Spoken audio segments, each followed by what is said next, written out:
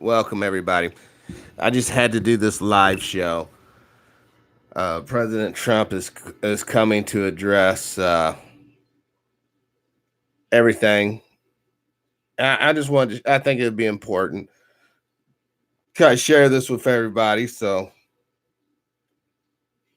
get your little popcorn. We're gonna hear Trump talk live. All right.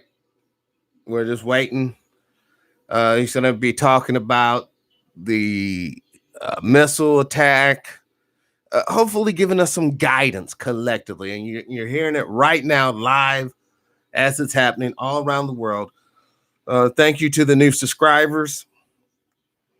It's nice to know that the show's getting out to the Netherlands now. Also to the viewership in Hong Kong. The best I can say now, folks, you have to get out of Hong Kong now. You need to get out now. Because while the madness is going on in Iran and all over the world, the Chinese are going to be let loose. Taiwan, you probably want to watch your back as well. You probably want to watch your back, Malay. All right, so we're waiting on our president to come. I do have cookies and punch prepared in the other room. I'm just joking. But actually, I do have some cookies, some chocolate chip cookies, homemade style, yeah. But yeah, I mean, couple of things. One, I want to thank you for all the people who participated last show. Thank you. You know, the show is doing beautiful. Hold on, we got some chatters in the chat room. Brother Marty's in the house. Brother David's in the house. Sister Sandra. And hold on, I gotta expand. Can't hardly see this now. Knowledge in the house. Welcome, y'all. Peace and power to you all. I wish there was a better way of. The real Birdman Jr., welcome. Welcome to the show. Glad you're here. Glad you can bear witness. You know, we can bear witness all together. And this is some exciting times, y'all. Sister Barbara, peace and power. Welcome to the show. Glad you made it. You know, this is some truly exciting times. I feel like I'm right there, right here in the auditorium for everybody, but I'm not. Brother Jay, Sister Elizabeth, good morning. Peace and power. Welcome to the show. You know, when I think of what an effect that this show could be potentially having, to know that someone could possibly reach President Trump's ear and said, President, if you want to secure your reelection victory, if you want to secure that second term, all you have to do is give out an executive order right now today, cut out a check to descendants of slaves, African Americans, you know, the people you say you love so much, the ones who are working can deny. You can always deny the check. No one's telling you don't have to accept it. But if he was to do that, followed by once the check was a down payment. So here's my down payment. Now you can listen to my plan and a realistic plan to implement that. Oh, it's a wrap. You know, people will probably be like, fuck yeah, you could be our king, Trump. We don't give a fuck. That's how lowly we have lost the war on principles. But I'm going to shut up because I believe he's coming. I can sense it in the force. Dun, dun, dun, dun, dun, dun, dun, dun, dun, dun. You know, I will say this. There is a guy up here, this guy right here. I'm getting a weird vibe from him for some reason. It seems really weird. I wonder if I should research how much do they put on bounty out for for President Trump. I remember reading an article, and maybe someone out there can help me. But reading an article about the Iranian president after the general was neutralized in Iraq. And apparently he was on a mission to try to mend up or patch up ties with the kingdom, Saudi Arabia, what a lot of people refer to when they say the kingdom. Yeah, it's just mind-boggling where all this is going. So I don't know. I mean, when you think about it, the more shit changes, the more it stays the same.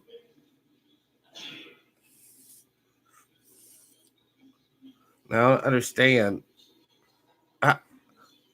Bada bing, bada boom. Come on, my friend Trumpy. Is supposed to, it's already like what 11:30 Eastern time.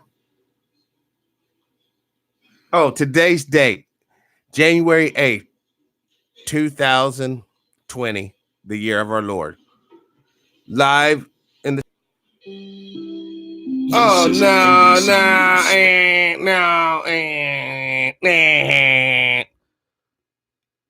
Public remarks from President Trump following last night's missile attack by Iran on U.S.-occupied bases in Iraq.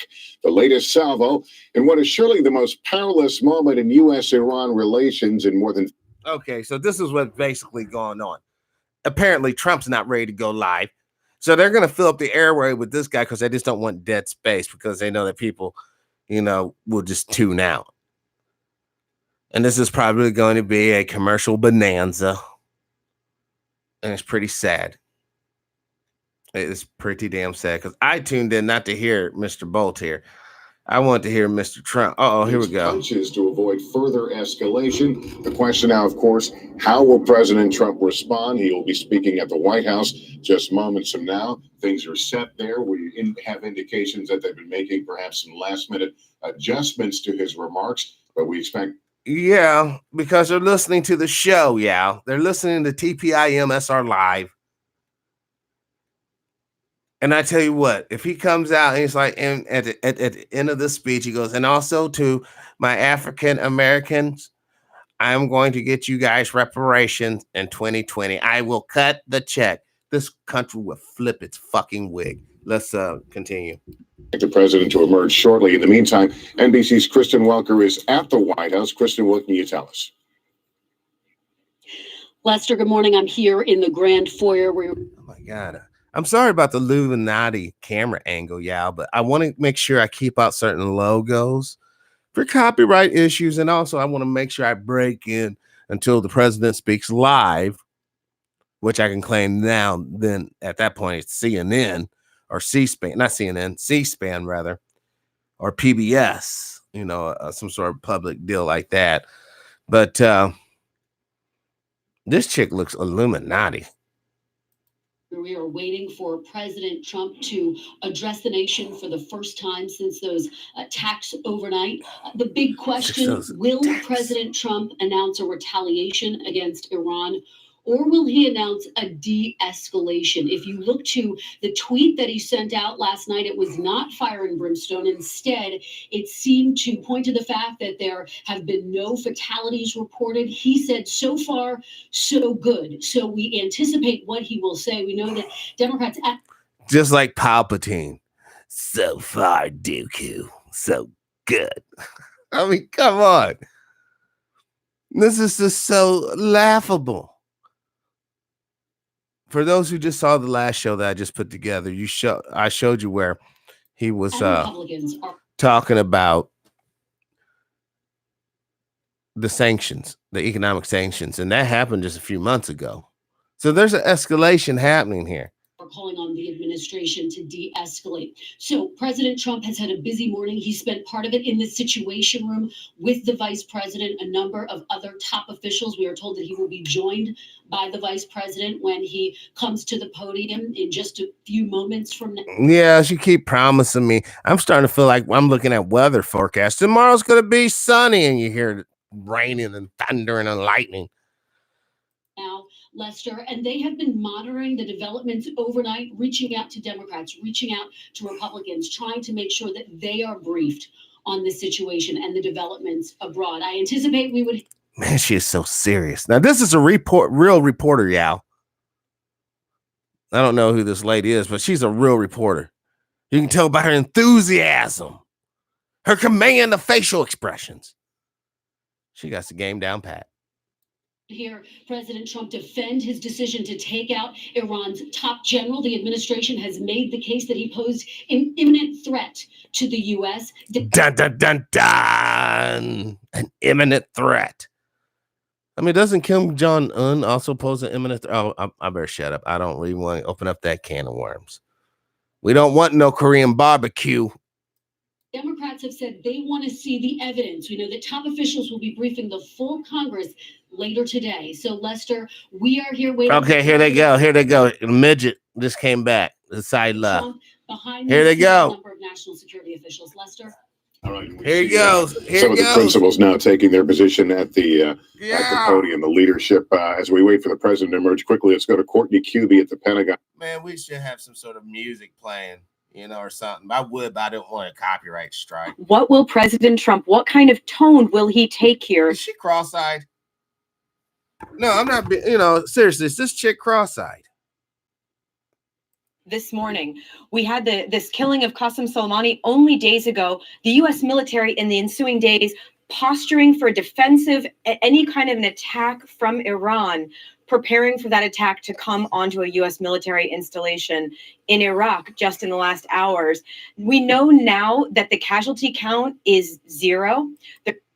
Well, isn't that just, like I said, it's beautiful, man. You don't get hardly luckier. Iran gets to attack us, save face. There were no American, make it look like, they're about something. So killed in these strikes. How will that impact President Trump's decision to respond? Will this be a military, any kind of a military? The next president of the United States of America, Michael J. Pence. They're a very diverse crowd up there, too. Look at all those military men. Old white man, old white man, old white man, old white man, old white man, old white man. They're very diverse. You could have a homosexual or two up there. Military response, or the fact that the casualty count is 0, does that mean that, in fact, it'll be a larger diplomatic response, Lester? Man, there's a young white guy. He's hiding out behind the thing here. Hold on. There he is. Boop. But you don't see no melanated crew. Not very melanated people. But, who cares about that shit, huh? Sure. All right. Thank you, Courtney Cubie. Let's go quickly to Iraq. Look at that. There it is. There it is. Not one melanated face up there. Not one split tail either. All men. All white. All old. Right now, where Richard Engel is in Erbil, near one of the. Now, forgive me. They could have a brother hidden behind one of the podiums. I just got a side look behind the podium there. True. I'll pan the camera over manually, so you guys will see where the cursor's at. But I think these two guys over here are non-melanated as well. But let me pan back over and get ready for the president of the United States. Yeah. Places that was attacked. Richard, what have you learned there this morning? Dude, this is like some sort of strip tease, man. Come on, bring out the hooker on the pole, damn it. Let's throw our dollars at this shit and get it over with. I'm tired of them throwing in all these other people who have nothing to do with nothing. Well, right now we are in a wait-and-see mode. Iran says it will not carry out. Oh, here he is. Here he is. Attacks unless there is a counterattack from the United States. Richard, we're going to have to move back to the White House. The president now at the podium. As long as I'm president of the United States, Iran will never be allowed to have a nuclear weapon. Good morning. I'm pleased to inform you the American people should be extremely grateful and happy. No Americans were harmed in last night's attack by the Iranian regime. We suffered no casualties. All of our soldiers are safe, and only minimal damage was sustained at our military bases. Our great American forces are prepared for anything. Iran appears to be standing down, which is a good thing for all parties concerned and a very good thing for the world. No American or Iraqi lives were lost because of the precautions taken, the dispersal of forces, and an early warning system that worked very well. Power of prayer. I salute the incredible skill and courage of America's men and women in uniform. For far too long, all the way back to 1979 to be exact, nations have tolerated Iran's destructive and destabilizing behavior in the Middle East and beyond. Those days are over. Iran has been the leading sponsor of terrorism, and their pursuit of nuclear weapons threatens the civilized world. We will never let that happen. Last week, we took decisive action to stop a ruthless terrorist from threatening American lives. At my direction, the United States military eliminated the world's top terrorist, Qasem Soleimani. As the head of the Quds Force, Soleimani was personally responsible for some of the absolutely worst atrocities. He trained terrorist armies, including Hezbollah, launching terrorist strikes against civilian targets. He fueled bloody civil wars all across the region. He viciously wounded and murdered thousands of U.S. troops, including the planting of roadside bombs that maim and dismember their victims. Soleimani directed the recent attacks on U.S. personnel in Iraq that badly wounded 4 service members and killed 1 American, and he orchestrated the violent assault on the U.S. Embassy in Baghdad. In recent days, he was planning new attacks on American targets, but we stopped him. Soleimani's hands were drenched in both American and Iranian blood. He should have been terminated long ago. By removing Soleimani, we have sent a powerful message to terrorists. If you value your own life, you will not threaten the lives of our people. As we continue to evaluate options in response to Iranian aggression, the United States will immediately impose additional punishing economic sanctions on the Iranian regime. These powerful sanctions will remain until Iran changes its behavior. In recent months alone, Iran has seized ships in international waters, fired an unprovoked strike on Saudi Arabia, and shot down 2 U.S. drones. Iran's hostilities substantially increased after the foolish Iran nuclear deal was signed in 2013, and they were given $150 billion, not to mention $1.8 billion in cash. Instead of saying thank you to the United States, they chanted death to America. In fact, they chanted death to America the day the agreement was signed. Then Iran went on a terror spree, funded by the money from the deal, and created hell in Yemen, Syria, Lebanon, Afghanistan, and Iraq. The missiles fired last night at us and our allies were paid for with the funds made available by the last administration.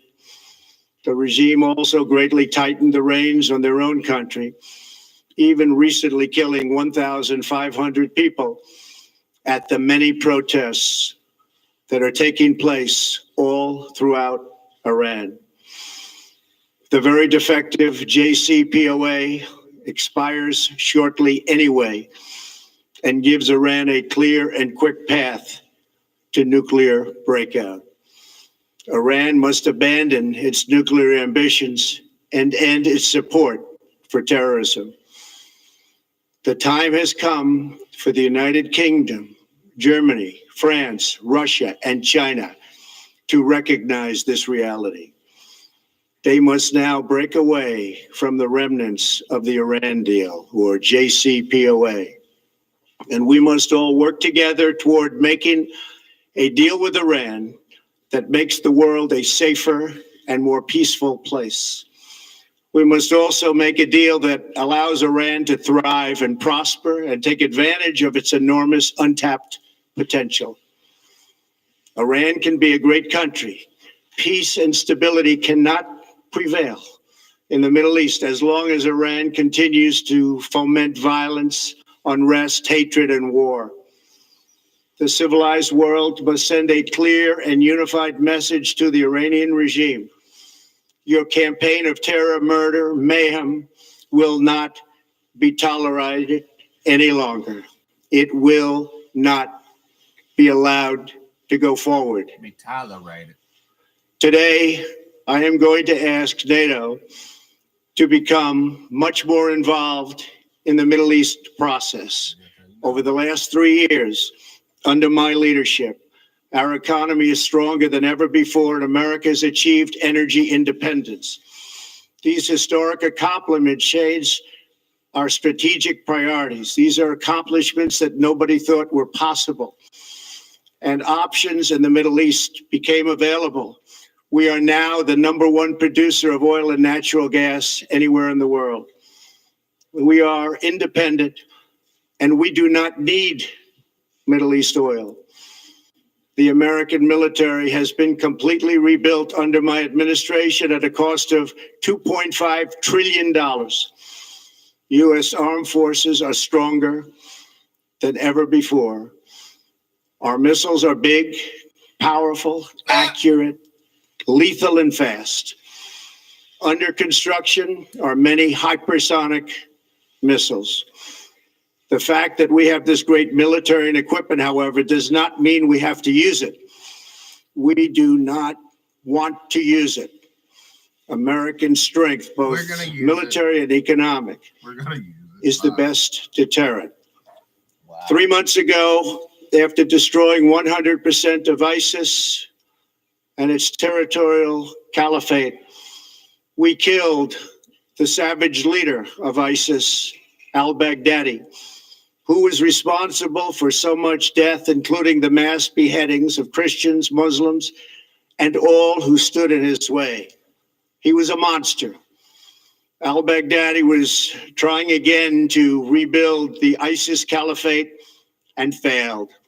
Tens of thousands of ISIS fighters have been killed or captured during my administration.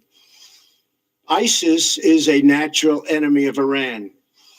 The destruction of ISIS is good for Iran, and we should work together on this and other shared priorities. Finally, to the people and leaders of Iran, we want you to have a future, and a great future, one that you deserve, one of prosperity at home and harmony with the nations of the world. The United States is ready to embrace peace with all who seek it. I want to thank you, and God bless America. Thank you very much. Thank you. Thank you. Man, he was having a hard time breathing, wasn't he? Oh, he ain't gonna answer no questions. Look at the people. Look at his buddies. You can hear reporters in the room asking questions. They go back into the light. As he concludes his remarks. Oh my gosh, friends. Yes, it's gonna get bad. That was weak. You know, Russia and China, the UK, they're all supposed to stand with us. BritX is saying we don't want to fuck with the Britain people are saying they don't even want to fuck with Europe, but they want to jump on this fucking train wreck. Germany traditionally has not been a friend to the United States. Ask all the dead soldiers from World War I and World War II. And then we rode to Vladimir Putin, the puppet master, and President Xi, I think, the manufacturing master. No, And he told you what I just told you guys. Remember in the last episode? It's not about the oil. So you should ask yourself, then what the fuck is it really about? Why are we fucking around in Persia? Why are we in Persia if it's not about the oil? You guys don't even have a clue to why they were digging up underneath the Temple Mount, do you? Hopefully you guys remember that old TV show, Transformers, the Autobot. They crash into a mountain. Well, I have to do things. I got to run along, y'all. Peace and power. I'm out.